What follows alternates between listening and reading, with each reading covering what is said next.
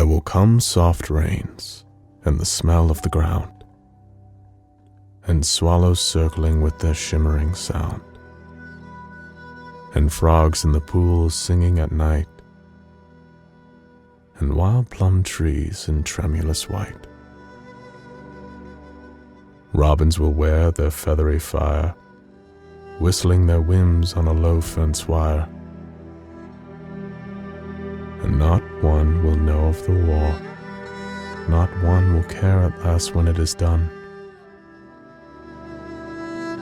Not one would mind, neither bird nor tree, if mankind perished utterly.